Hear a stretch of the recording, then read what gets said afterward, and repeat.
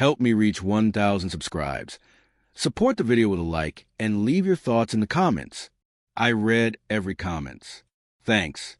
The first time I saw the message, my heart skipped. You're not part of this.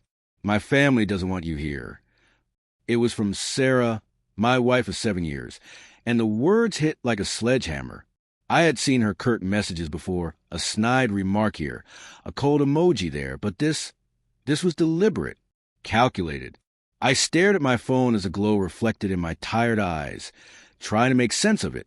How had things gotten here? I'm Daniel, 36, a graphic designer by day, an amateur photographer by night. I've always thought of myself as easygoing, the kind of husband who would bend over backward to make a home happy. I loved Sarah, adored her more than anyone else I had ever known. We met in college, a lecture hall filled with the scent of old books and freshly brewed coffee. She laughed at the same jokes I did, and somehow that laughter became the soundtrack of my life. The first few years of our marriage were perfect. Not flawless, no, but they had that spark. Friday night dinners, weekend getaways, random surprises. Sarah introduced me to her family slowly, and I thought we blended seamlessly. But then, subtle cracks appeared.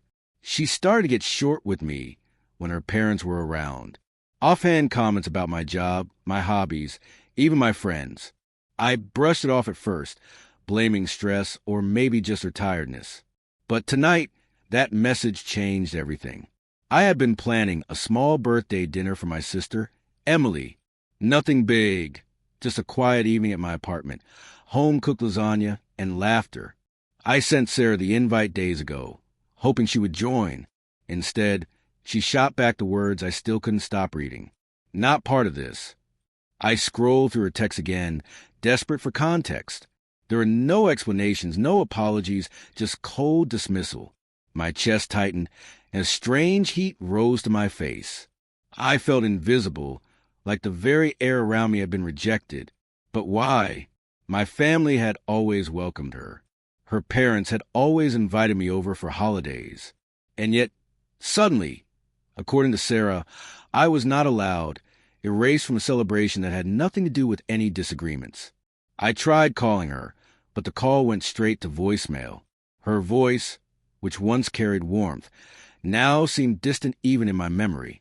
I knew I had to see her, to confront this before it spiraled into something unfixable. I grabbed my coat and keys and drove to her apartment.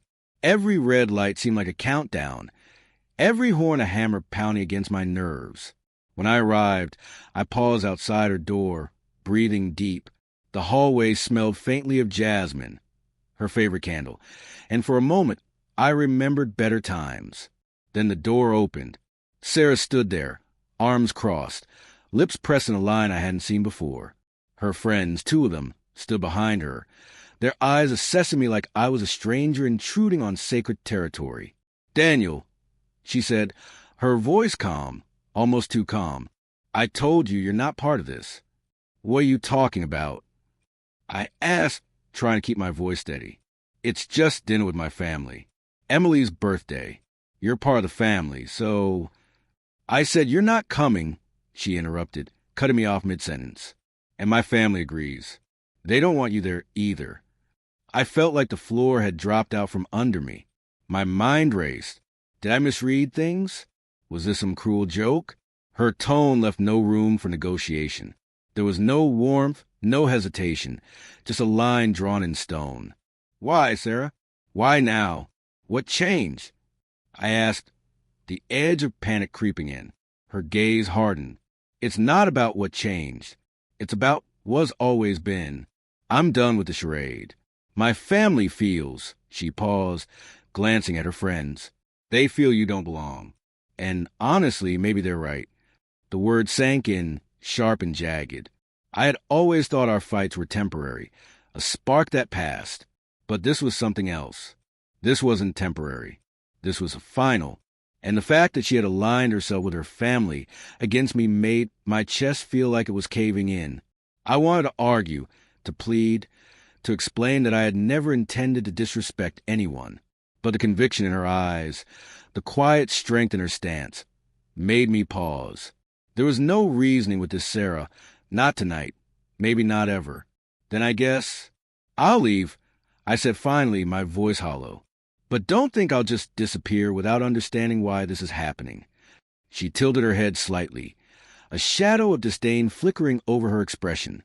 You don't get it. You're not part of this, Daniel. You never were. And frankly, you never will be. I turned away, my mind spinning with disbelief and hurt. As I walked down the hallway, each step felt heavier than the last. The world outside her apartment seemed strangely muted, like someone had drained the color from it. I wanted to scream, to demand answers, but the words stuck in my throat. By the time I got to my car, my hands were shaking. The city lights reflected off the windshield in a blur, and I realized something terrifying. The person I thought I knew, the person I had loved for years, had become a stranger overnight. And the message on my phone, the one I couldn't stop rereading, wasn't just words. It was a verdict. You're not part of this. As I drove away, a storm of questions and fears raged inside me. What had I missed? Was this just about my family or something deeper? And, most importantly, if she could erase me this easily, what else was she capable of? The truth was coming. But I didn't yet know how dark it would be. I spent the night at my apartment, staring at the ceiling, replaying every word Sarah had said. The memory of her cold tone, her friend's scrutinizing eyes, and that dismissive message kept looping in my mind. Sleep refused to come, replaced by a gnawing sense of betrayal. How could the woman I had trusted, loved, and supported for years suddenly decide I didn't exist in her life, or her family's? The next morning, I called my sister, Emily, careful to keep my voice calm. Hey, Emily, I just want to check if dinner is still happening tonight. There was a pause, then a faint chuckle. Oh, Danny, you don't know? Her voice trembled slightly. Sarah told my parents you couldn't come. She said it's better this way. Better? That word echoed in my mind like a taunt. I asked for details, but Emily admitted she didn't know the full story. She only knew that Sarah had spent the morning on calls, apparently convincing everyone that I was the problem. The revelation hit me harder than the message itself. This wasn't just a refusal. It was a calculated effort to erase me, to rewrite reality. I knew I had to confront Sarah again, but this time I needed clarity, proof, something solid. I went back to her apartment later that evening. My hand shook as I knocked, but when the door opened, the scene that greeted me stunned me into silence. Sarah's apartment was unusually tidy, almost sterile. Her friends weren't there this time, only Sarah herself. She looked at me, her expression unreadable, but this time there was a hint of something I didn't recognize. Fear. Daniel, she started, voice softer now, but there was tension beneath every word. Sarah, I said, keeping my tone steady, I need to know what's going on. Why me? Why now? She swallowed, her eyes darting briefly to the side. It's complicated. My family, they've always been wary of you. They think you're unworthy. I didn't see it before, but now I can't ignore their concerns. I laughed, a bitter sound that surprised even me. Unworthy? Sarah, I've supported you, loved you, stood by you for years, and now you're saying I don't belong. Her gaze dropped, and for a moment, I saw vulnerability, the Sarah I had once known, but it vanished quickly. It's not just them, she admitted. It's me too. I've changed. I don't feel the same anymore. And seeing how everyone else feels, it only confirms it. I felt my stomach twist, the betrayal sharp and piercing. So this is it? You decided I'm erased from your life because of your doubts and your family's opinions? Yes, she said, almost whispering.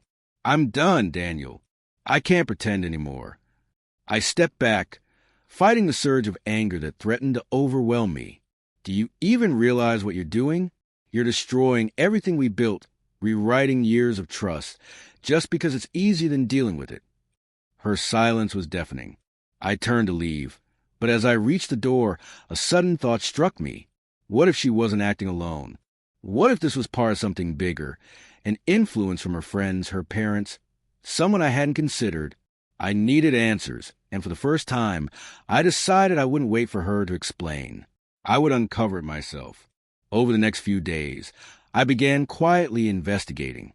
Emails, social media messages, subtle slips in conversations. Little threads that, when pulled, revealed a web I hadn't anticipated. Sarah had confided her doubts to her closest friends long before she messaged me. They had fed into her insecurities, twisting minor disagreements into evidence that I didn't belong. And the worst part? Some of her family members had been manipulated as well, convinced that I was the problem in our marriage. The final piece fell into place one evening when I met her best friend, Claire, by chance at a local coffee shop. A casual conversation turned into subtle revelations. Claire, underestimating my knowledge of Sarah's life, admitted everything. How they had orchestrated the message, the not part of this line, the exclusion from family events. It wasn't Sarah acting entirely on her own. She had been guided, influenced, pushed. Armed with the truth, I confronted Sarah one last time. She was sitting in the living room, scrolling through her phone when I walked in. "I know everything," I said, my voice calm but firm. "The messages, the manipulation, the lies you told yourself and others. I know it wasn't entirely your choice." She looked up, startled, then defensive. "Daniel, You've lost me, Sarah," I interrupted. "Not because of you, not because of your family, but because I see who you become. And it isn't the woman I married. I can't compete with shadows, whispers, and fear. I tried, I loved, I stayed, but this isn't love. It's control, deception, and fear." For a long moment, she didn't respond. Then she whispered, I didn't mean." "You did," I said. "You let it happen. You allowed it to fester. And now it's over." I left her apartment, closing the door behind me with a finality that felt both terrifying and liberating. The night air was cold, biting against my face, but I welcomed it. Every step away from her, away from the lies and manipulation, felt lighter. The truth, though painful, gave me clarity. In the weeks that followed, I rebuilt my life. I reached out to my family, strengthened old friendships, and immersed myself in work and passions that had been sidelined. I realized that love isn't just about devotion. It's about respect, trust, and shared commitment. Without those, even the strongest feelings can crumble. Sarah's world continued without me, but I no longer felt the weight of exclusion. I had survived the cold message, the betrayal, the orchestrated manipulation. And in that survival, I discovered something powerful: the ability to walk away with dignity, knowing that the person who truly belongs in your life will never make you feel erased. Some endings hurt, some sting like fire, but this one was mine. And for the first time in months, I felt free.